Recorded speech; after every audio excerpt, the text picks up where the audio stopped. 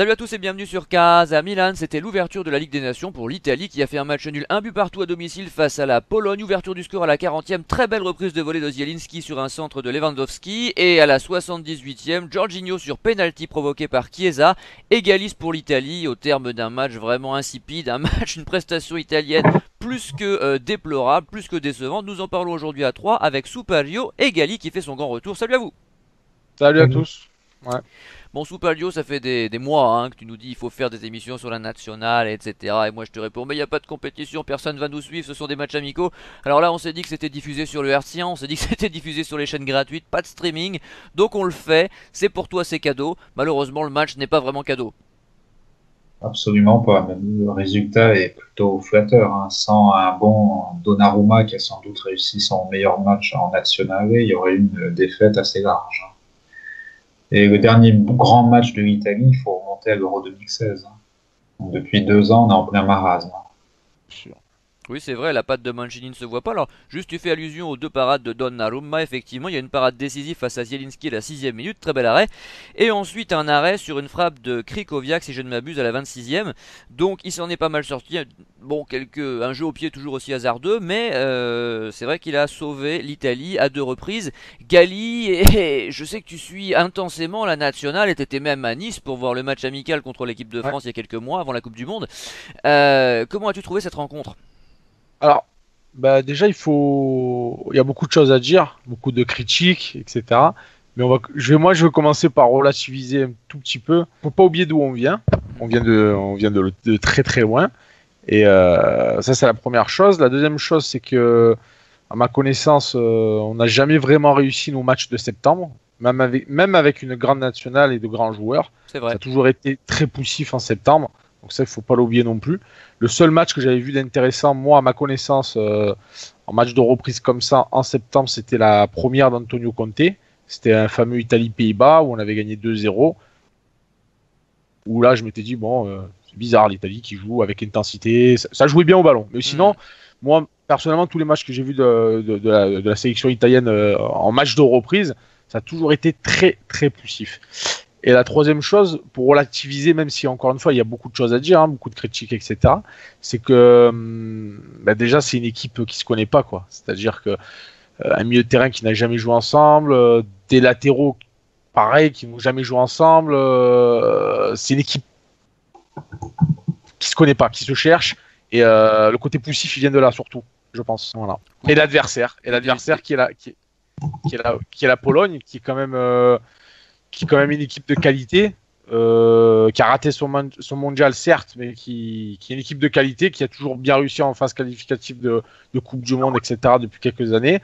Et voilà, c'était pas un adversaire non plus facile en face, qui était lui bien organisé, qui a l'habitude de vivre ensemble, qui joue ensemble depuis pas mal d'années. Voilà. Ça, très c'est bien. pour le côté, on relativise un tout petit peu. Ouais, non, certainement. Mais c'est vrai, pour les matchs de reprise, on est toujours décevant. Bon, là, c'était quand même la reprise avec un nouveau sélectionneur, Mancini. C'est vrai qu'il y a des nouveaux joueurs qui débarquent. C'est vrai aussi que l'Italie part de très loin. Donc, on est en pleine reconstruction. Il y a du boulot, ça prendra des années. Alors, le point positif, ce sont les résultats des équipes de jeunes, les U17, les U19, qui arrivent en finale des deux dernières compétitions qu'ils ont jouées il y a quelques mois. Mais la génération des A, effectivement, n'est pas extraordinaire. Il y a d'un côté des joueurs vieillissants comme Chiellini, puis de l'autre des joueurs qui sont à peine titulaires dans leur club comme Bernardeschi et Ça. d'autres qui sont assez moyens, il faut bien le dire. Donc il va falloir attendre surtout la génération suivante et essayer de se qualifier quand même pour les compétitions. Ça va pas être si simple que ça. Il y a du boulot. Superlio qui va s'exprimer sur à la fois le schéma peut-être et puis également les choix des joueurs. Y avait-il Superlio mieux en magasin ou Mancini a-t-il simplement fait avec les moyens du bord? Bon, déjà, on va revenir sur le schéma tactique. Le 4-3-3 me semble incompatible avec les joueurs, hein. Parce que les ailiers sélectionnés par Mancini ont certes un bon niveau national, mais ont tout approuvé au niveau international. Ils n'ont pas fait leurs preuves dans les grandes compétitions européennes. Bernardeschi, qui a très peu de matchs en Ligue des Champions, Chiesa, qui a joué un petit peu en Europa League, et c'est à peu près tout. Donc le schéma me semble un petit peu mal choisi, surtout le milieu de terrain qui est très tendre, hein, même s'il y a Jorginho qui est devant la défense. Qui a été très Son mauvais ce match est soir, hein. sauvé, son match est sauvé par le penalty. Alors, je peux. Vas-y, Moi, je suis Kaligali. d'accord, hein. Alors moi, c'est vrai que sur les forums, etc., je suis tout à fait d'accord avec toi quand tu dis que le 4-3-3 il est pas adapté. Mais là, moi j'avais déjà remarqué ça en fait au dernier match contre les Pays-Bas, notamment en match amical. Là, ce soir, ce qui est flagrant, c'est le milieu de terrain pour moi, qui est beaucoup trop tendre, qui est complètement à la rue et qui n'apporte rien. C'est-à-dire que les trois joueurs de la première mi-temps, que ce soit Jorginho, alors lui il est inexistant et ça fait un petit moment que ça dure, c'est-à-dire qu'il n'arrive pas à prendre le jeu à son compte et il n'arrive pas à être le patron de ce milieu de terrain et c'est ce qu'on a besoin. Ou les deux jeunes à côté, je veux dire, c'est vraiment très très faible. Le milieu de terrain, des fois, tu as l'impression de voir une équipe espoir, c'est-à-dire une équipe qui joue vite, qui se précipite et qui n'arrive pas à donner de ballon, de création, de fluidité dans Et le même jeu. qui est friable défensivement, parce qu'il faut dire les choses, la défense a été Eh très oui. exposée. Hein.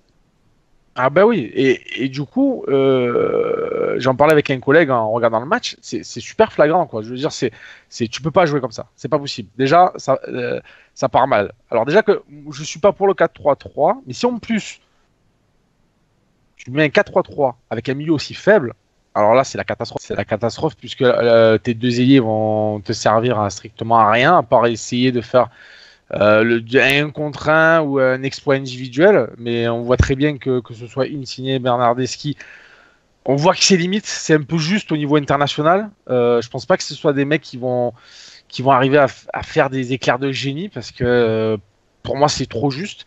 Donc si derrière tu n'as pas un gros milieu de terrain, si t'as pas le mec qui est capable de mettre le pied sur le ballon, de dicter le tempo, ça marchera pas.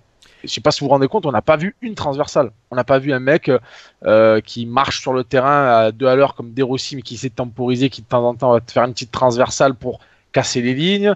Il n'y a pas ça, il n'y a rien. C'est-à-dire que les mecs, en fait, ils courent, souvent dans le vent, et quand ils ont le ballon, c'est vraiment très très brouillon.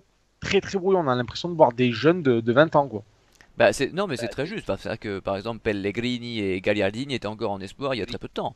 Ils sont montés en A très récemment et c'est vrai que ces joueurs-là manquent d'expérience en Ligue des Champions. Je l'ai souvent dit, il y a un gros souci en Italie, c'est que les jeunes ne jouent pas et en tout cas ne jouent pas les gros matchs. C'est-à-dire qu'on les garde pour jouer 10 minutes à la fin des matchs, on les prête, donc ils jouent dans les petits clubs souvent et au final, eh bien, ils sont jamais confrontés au niveau véritable. Donc ensuite, quand il faut endosser le maillot de la sélection nationale, forcément ça pêche que mentalement ils sont pas au rendez-vous et que tout simplement ils manquent d'expérience. Voilà, manque d'expérience. Il y a des jeunes pour d'autres nations qui ont déjà de l'expérience parce qu'on les fait jouer, on les fait entrer beaucoup plus tôt dans les grandes compétitions sous Palio.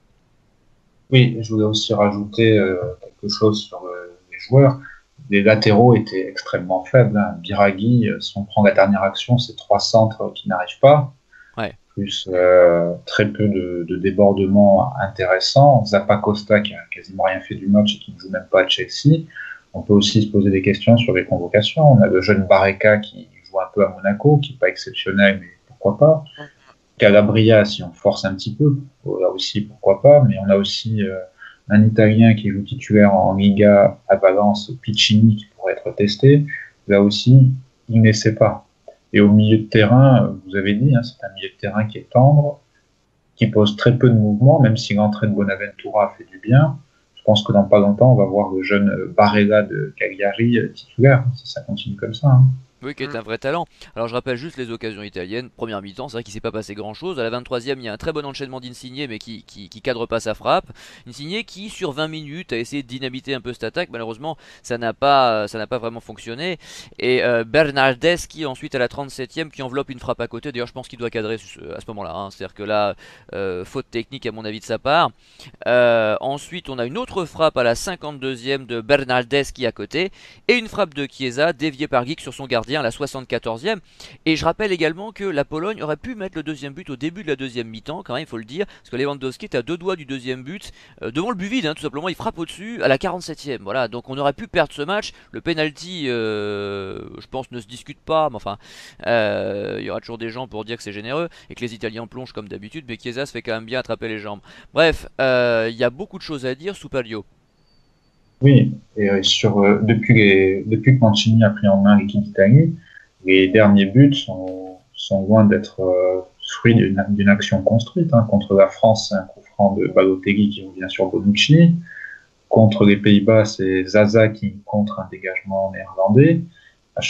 Contre l'Arabie Saoudite, c'est un but sur corner et une frappe de loin de Balotelli. Très peu d'actions construites. Hein. Oui, c'est certain, mais on en revient à ce que dit Gali. Il y a un gros manque de technique au milieu. C'est vrai qu'il y a le jeune Tonali, là, mais qui est vraiment pour le coup très jeune. Il était déjà surclassé en U19, donc on va pas le lancer dans le grand bain tout de suite. Puis surtout, il joue qu'à Brescia. Voilà. Et puis comme au Milan, on préfère faire jouer Bilia, bah forcément, il n'y a aucune chance pour que Tonali finisse par débarquer chez nous, ce que je souhaite depuis un petit moment. Donc il joue des gros matchs, c'est ça que je veux dire. Encore que Milan, c'est l'Europa League, c'est peut-être pas le meilleur club pour lui. Mais non, ça manque de technique. C'est trop tendre, c'est très juste. Et puis c'est vrai qu'on avait aussi un avant-centre qui était hors de forme. Balotelli, on l'a pas beaucoup vu, hein. Je sais qu'il sort d'une bonne saison en France, mais quand même, là ce soir c'était pas fameux, ça manquait d'appel, ça manquait d'appel tout simplement, ça manquait de profondeur, ça manquait de plein de choses. Soupalio, je te laisse finir, excuse-moi. Oui, non, je voulais dire qu'il dit que Tonali n'est pas là, mais il convoque quand même Zaniolo et Pellegrini pour ce match-là, hein, qui n'ont pas un temps de jeu faramineux. Mais comme les clubs italiens ne font pas confiance aux jeunes, alors, on voit tout de suite le résultat. Hein. Bah, Surtout que notre ami Mancini rappelle à chaque fois que les jeunes Italiens ne jouent pas. Mais il faudrait rappeler à M. Mancini que quand il était entraîneur de l'Inter, il n'y avait que le seul Materazzi qui jouait. Hein. Oui, puis il n'était pas vraiment lui-même, lui-même fait partie de ce système. Hein. Non mais ça c'est sûr, Gali, on en revient toujours au même problème, c'est que les joueurs, faudra presque aller les chercher en série B bientôt si on regarde bien. ouais. Après, moi, depuis que Mancini il a pris son mandat, alors je comprends hein, le mec il veut repartir de zéro. Il a sélectionné énormément de nouveaux joueurs et de jeunes joueurs. Ça, je comprends. Et souvent même, c'est surprenant parce que les mecs ils sont même pas titulaires dans leur club et ils endossent le maillot de la sélection italienne. Donc c'est très surprenant. C'est ce que tout le monde voulait depuis pas mal de temps. C'est vrai qu'on entend souvent ouais il faut des jeunes, renouvellement, etc. Et là on voit que, finalement que il y va peut-être un peu fort le mec parce que on voit que le niveau international c'est autre chose et je pense moi personnellement que tu peux reconstruire une équipe avec des jeunes quand tu sors d'un échec comme ce fut le cas pour nous, il n'y a pas de souci, mais quand tu as des jeunes de qualité. Il faut qu'ils jouent en club surtout, Gali. Et voilà. Il faut qu'ils jouent, il faut que ça, une sélection elle peut se le permettre quand tu as des mecs, ils ont peut-être 22 ans, 23 ans, mais qui sont titulaires dans leur club, etc. Là, alors ça va être une petite critique que j'ai envers le sélectionneur, même si je comprends ses choix et je sais qu'il n'a pas forcément beaucoup de choix. Il manque un peu quand même des joueurs cadres un peu plus expérimentés. C'est-à-dire que tu peux pas mettre une équipe avec là ce soir, réellement tu n'avais que Bonucci et Chiellini pour moi comme joueurs expérimentés. Et puis qui n'ont pas été terribles en plus. Hein. Alors voilà, alors quitte à prendre sélectionner des mecs qui sont peut-être pas super forts, pas super dans leur forme de leur vie, mais qui ont entre 27 et 35 ans. Je dis pas à tous les postes, mais je pense que là, ça manque un peu d'expérience. C'est-à-dire que tu devrais en prendre au moins 4-5 et petit à petit, t'intègres des jeunes. Tu vois il vaut mieux prendre intégrer des jeunes, je suppose, j'arrête pas de le dire, mais d'abord dans les clubs avant la sélection. C'est-à-dire qu'il doit arriver en sélection quand ils ont joué la Ligue des Champions, quand ils ont joué. C'est tout un processus. On débarque pas en sélection comme ça. C'est pas à la sélection de tester les jeunes, c'est au club. Tout à fait. Parce qu'un match comme ce soir, pour moi, hein, on peut pas refaire le match. Avec des si on pourrait refaire le monde, on est d'accord. Mais un match comme ce soir, même si ça fait longtemps que je suis pas ces performances en club, je suis sûr que tu mets un mec au milieu de terrain comme De Rossi. Tu le fais jouer 60 minutes parce qu'il n'a pas les jambes peut-être pour faire 90. Mais je suis sûr et certain qu'on voit la différence au milieu de terrain. J'en suis sûr. Tu mets De Rossi à côté de Domino, déjà vous allez voir la différence. Parce que le mec, il aura ce charisme, il aura cette expérience, il saura gérer les temps forts, les temps faibles. Mais là, c'est trop brouillon. Je suis désolé, c'est trop brouillon. Là, on voit clairement que Balotelli il fait office d'homme d'expérience dans cette sélection. Il y va peut-être un peu fort Mancini. Je pense que la route sera très très longue s'il continue comme ça. On n'arrivera pas. Parce que si les mecs ils jouent pas en club et que tu les testes en sélection, et qu'en plus s'ils changent de 11 de départ tous les dimanches matins, ça va être compliqué. Il va manquer d'automatisme, etc. Je pense que là il se trompe. Il a raison dans l'esprit, il faut des jeunes, etc. Mais il se trompe dans le sens où il faut pas faire n'importe quoi non plus. Non, mais c'est quand même la sélection italienne.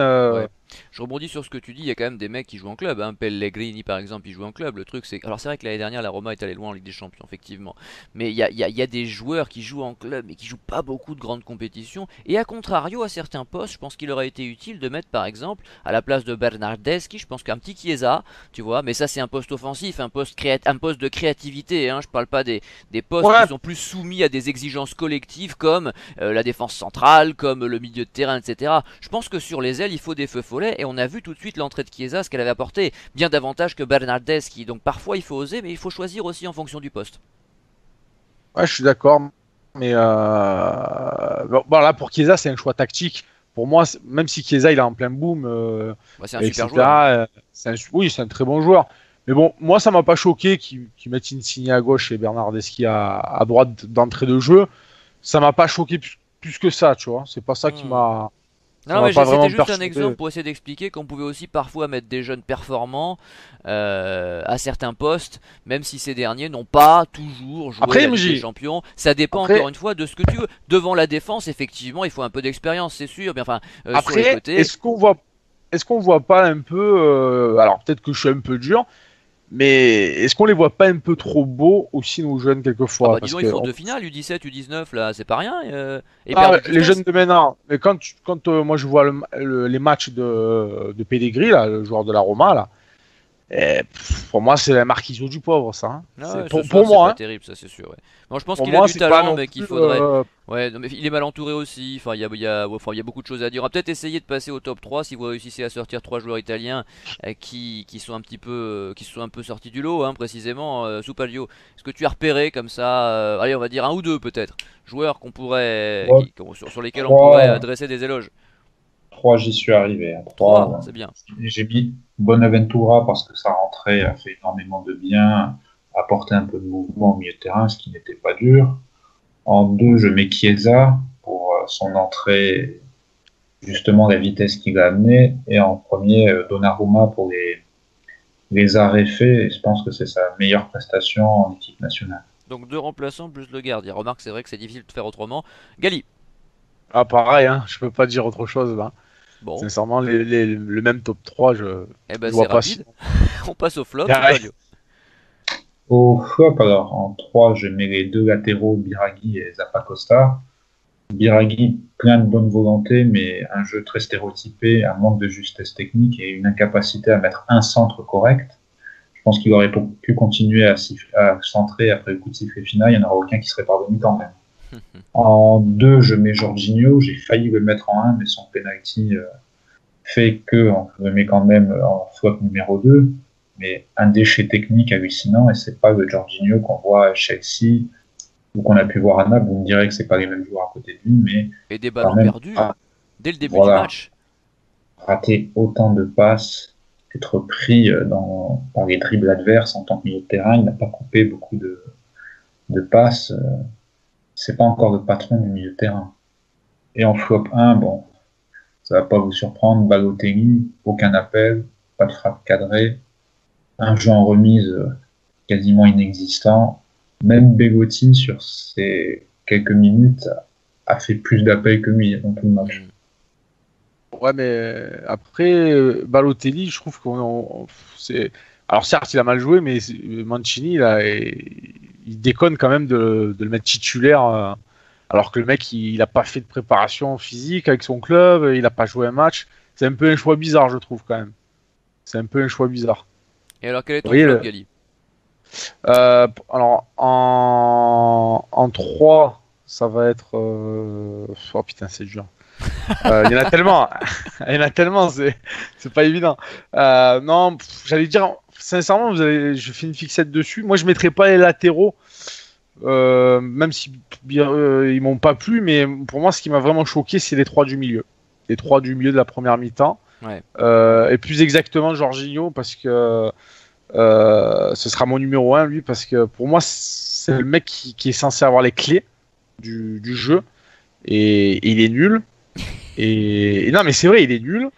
Il a aucun charisme, il a aucune élégance. Je vois rien dans ce joueur. En Mais tout cas, chaque fois que je le pourtant, vois. on en a entendu que du bien, hein. Quand il Ouais, jouait à mais je suis Naples désolé. pendant des Après, années. à un moment donné, c'est comme Immobilier. Ouais. On en entend que du bien à la Lazio de Rome, où vous voulez, au Torino, où tu veux. Mais moi, je me base sur les matchs internationaux. Et Jorginho, certes, ça fait pas non plus 10 ans qu'il joue avec nous, mais à chaque fois que je l'ai vu jouer en sélection italienne, il ne dégage rien. Ce mec, il ne dégage rien. C'est-à-dire que moi aussi, j'aimerais. Des fois, quand je parle avec un supporter napolitain, etc., c'était un jeu. Là, Chelsea, apparemment, d'après ce que j'ai pu lire, c'est pas mal. Mais après, là, c'est là qu'on attend. C'est là qu'on attend le bonhomme, qu'on attend sa patte, son charisme. C'est ça être un milieu de terrain. C'est avoir. Et là, dans sa position à lui, quand tu décides de jouer en 4-3-3 comme ça, si t'as pas un bon milieu de terrain, ben c'est mort. Tu peux rien faire. Sincèrement, limite, il vaut mieux jouer en 4-4-2 ou en 3-5-2. Je pense que ce sera beaucoup plus efficace. Mais si la qualité de nos milieux de terrain, c'est ça, ou ça sera ça, on n'ira pas bien loin. Voilà. Mon top 3, donc, c'est les 3 milieux de terrain. Très bien, on passe au mot de la fin. Soupalio, c'est parti. Mon mot de la fin, c'est que ça fait 10 mois que l'Italie avait été éliminée de la Coupe du Monde par la Suède et très peu de réformes ont été faites. Il y a une certaine frigidité des dirigeants qui ne font rien pour changer. Je vois que la dernière polémique en date, c'est de refuser que les joueurs de la Fiorentina, le capitaine de la Fiorentina, ait un brassard en l'honneur de Davide Astori, en disant que c'est pas réglementaire. Franchement, il y a mieux à faire comme polémique et faire jouer ces jeunes et mettre ces équipes B qui sont un peu un mirage depuis quelques années. Alors que l'Italie, sur le plan politique, on ne fera pas de politique ici, mais je veux dire, on a vu les résultats des élections, est plus recentré sur la préservation de son identité que sur l'ouverture au monde extérieur et à la mondialisation. Les clubs italiens font un peu l'inverse de ce pourquoi le peuple a voté il y a quelques mois. Gali, mot de la fin. Alors, moi, ce sera sur l'équipe. Je pense qu'il reste encore. On le sait, de toute façon, on va un peu galérer dans les résultats et dans la manière. Pour moi, Mancini, il a les clés. Puisque malgré tout, il y a quand même de bons joueurs encore en Italie. On a vu que lors du dernier mondial que c'était pas forcément toujours la meilleure équipe qui l'emportait. Non mais c'est vrai, à un moment donné, un sélectionneur, Ah, ça va faire plaisir ça. Non mais c'est vrai, il a beaucoup de. Je suis désolé, mais le travail qu'a fait Deschamps avec l'équipe de France, même si j'entends des critiques, il est assez remarquable. C'est-à-dire qu'il a joué pour moi comme j'aime, c'est-à-dire à l'italienne, un bloc équipe très solide, très solide, très efficace. Et c'est pour ça que j'en reviens à Mancini. Je pense que c'est lui qui a les clés. Un Ça sert à Cavani rien très blessé de. aussi, mais bon, voilà, passons. Oui, mais pour moi, ça sert à rien d'essayer de s'improviser brésilien ou espagnol, essayer de faire du jeu, etc. Je pense que c'est ce qu'on fait depuis quelques années. Ah bah tu te Il faut rappelles, après la finale de l'Euro 2012 de Prandelli, c'est très exactement ce que j'avais dit. On avait fait une Ouais. polémique, je me rappelle, après cette finale, parce que les gens disaient ah l'Italie jouait bien, c'était commercial, c'était beau, etc. Et j'avais pas arrêté de dire mais non, c'est pas notre jeu, on en perdra tout le temps si on joue comme ça, puisqu'on trouvera toujours Bah, meilleur que nous. c'est ça, et je suis tout à fait d'accord. Et c'est ce qu'on vit finalement depuis quelques temps, notamment avec la volonté à tout prix de mettre des mecs à tout prix titulaires sous prétexte qu'ils font des prestations remarquables dans leur club, comme Insigne. J'ai rien contre lui, c'est un super joueur. Mais À Naples. voilà. Mais maintenant, le mec il fait 1m-20. Le niveau international, c'est autre chose. J'ai vu des matchs de Valbuena en équipe de France, ça vaut 10 fois Insigne de ce que je peux voir moi depuis quelques temps. Il a jamais réussi à nous sortir une grande prestation. Donc voilà, c'est un constat. C'est un constat. Et en jouant comme ça, on n'y arrivera pas. À la limite, je préfère rejouer à l'ancienne en 3-5-2, mettre deux attaquants proches les uns des autres, essayer de jouer en contre. Mais là, c'est brouillon, c'est pas nous. On peut pas jouer comme ça. Ça nous ressemble pas et c'est pas solide. Et j'espère qu'on rencontrera pas des équipes un peu plus rapides, un peu plus athlétiques que la Pologne, parce que là, c'est la rouste. Ah bah Assuré. déjà on rencontre le Portugal lundi sur W9 hein. Donc Ouais. je sais pas si on fera l'émission parce qu'il faut se lever mardi matin, peut-être on la fera mardi justement le lendemain, mais c'est sûr que ça risque d'être difficile. J'espère que Mancini aura une prise de conscience. Voilà, je suis pas sélectionneur, c'est pas mon métier, mais de ce je vois dans le foot moderne actuellement, il faudrait pas qu'il oublie que ça a changé. On n'est plus à la mode espagnole, barcelonaise. Maintenant, il y a il y a une nouvelle tendance tactique en train de revenir, c'est un peu le catenaccio. Pour moi, c'est ça, de ce que je peux voir. On essaie de. Le mondial, je suis désolé, il y avait de grosses le mondial, défenses. oui, il y avait beaucoup d'équipes qui défendaient, c'est vrai. Là, Voilà, tu regardes le Real de Madrid, on pense qu'ils jouent en 4-3-3, que ça... non, c'était du 4-4-2. Ils ont été champions d'Europe encore cette année. mais Et j'appellerais pour moi, pas ça c'était un 4-4. catenaccio, parce que catenaccio c'est quelque chose de très spécifique. Oui, Et puis surtout les j'exagère défenses. peut-être, oui. Si tu prends les défenses, moi je les trouve pas terribles en réalité personnellement. Mais ce qui est vrai, c'est qu'on retrouve quand même un jeu plus, comment dire, axé sur un socle défensif. Je Auquel on m'éloigne donne du la sujet. priorité. Après, est-ce que Voilà. c'est pareil partout? Je sais pas. À la Coupe du Monde, on a beaucoup vu ça, mais est-ce que c'est pareil dans tous les clubs? Je sais pas. J'ai hâte Regarde, de voir la Ligue des je- Champions vraiment démarrer, et puis on va regarder un petit peu ce que ça donne. je m'éloigne du sujet et c'est pour revenir sur les latéraux. Tout à l'heure, on parlait des latéraux. J'ai pas relevé les latéraux dans mon top 3 des plus bidons ce soir parce que pour moi, aujourd'hui, les latéraux, ils sont tous bidons. Ouais. C'est plus des défenseurs, c'est des latéraux offensifs. Donc, et ce que a fait, par exemple, et je vais revenir sur ça, Didier Deschamps, avant le mondial, par dépit ou par choix, ou c'est un génie, ou parce que CJB et Mendy étaient blessés, j'en sais rien, il a mis deux latéraux, deux défenseurs, un défenseur droit, un défenseur gauche. Pavard, que dont tout le monde se fout sa gueule, en tout cas, il défend, il presse, il défend, et le reste Hernandez, il défend. C'était pas Mendy et CJB, deux flèches qui pensent qu'à monter, centrer, etc. C'est avant tout deux défenseurs. Voilà. Bon, Et ça, c'est le foot que j'aime. oui, non, mais ça, tu prêches un convaincu sur cette question. Je vais pas te reprendre là-dessus, c'est certain. Bon, écoutez, on va peut-être aller se coucher, il est l'heure. Surtout après un match comme ça, c'est compliqué de rester réveillé. Je vous remercie en tout cas pour votre fidélité, pour votre courage d'être Merci resté à si vous. tard. Et puis, on espère évidemment que l'Italie relèvera la tête. Est-ce que Mancini est l'homme de la situation? Nous le saurons dans quelques temps. Je pense que c'est un peu tôt pour juger. Je sais qu'il a pas, il jouit pas d'un grand crédit auprès des supporters. Hein. Moi, j'ai pas. Je sais que j'ai adoré le joueur, mais j'avais aussi adoré Montella joueur, vous voyez. Alors que Montella entraîneur m'est sorti par les trous de nez. Donc Mancini entraîneur de l'Inter, forcément j'ai un peu de mal, mais bon, on va faire avec. J'espère juste, comme on l'a dit précédemment, que les jeunes joueurs italiens qui ont brillamment conquis leur place en finale chez les U17 et chez les U19, eh bien eux joueront dans leur club, joueront des matchs de Ligue des Champions, d'Europa League, etc., accumuleront de l'expérience et pourront après, et seulement après, intégrer l'équipe nationale, puisqu'il faut procéder par étapes. Il y a un ordre, on ne brûle pas les étapes, c'est comme ça. Donc j'espère que tout cela se produira. En tout cas, je vous souhaite une bonne nuit, une bonne soirée. Peut-être qu'on fera l'émission lundi soir, peut-être mardi, je sais pas. Ça dépendra de la motivation, ça dépendra de plein de choses. Merci aux auditeurs qui nous ont écoutés. À très vite pour parler du Milan. Salut! Salut.